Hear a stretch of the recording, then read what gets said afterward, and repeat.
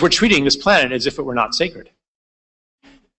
So what I'm talking about when I use the word sacred is I'm talking about returning to a perception of the world and everything in it as sacred, as unique, as special. Sacredness is a matter of seeing the uniqueness of everything and the totality of the connections of everything. So an indigenous person might have said, yeah, every drop of water is a unique individual. They're not uniform. Maybe if they had known about electrons, they would say every electron is a unique individual.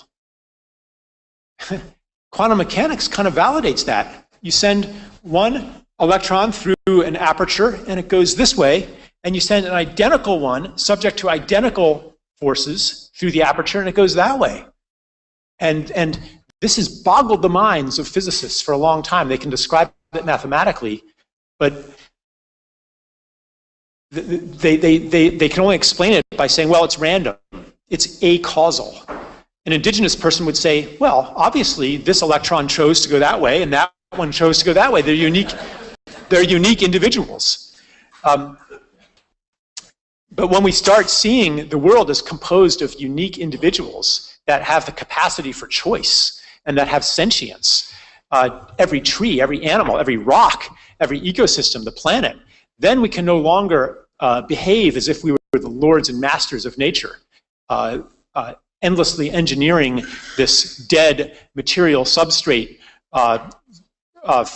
toward our own design without respecting that perhaps there's an inherent evolutionary purpose in matter.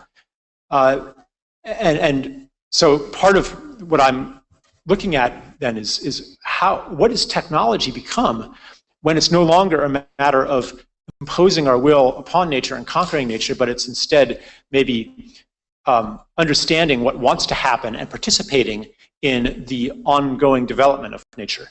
So, yeah. Mm-hmm. Well,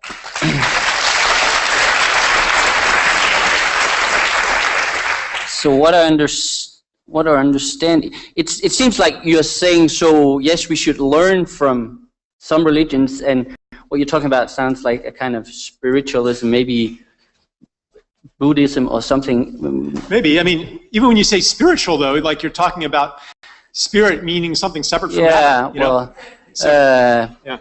Anyway, my question... Yeah. No,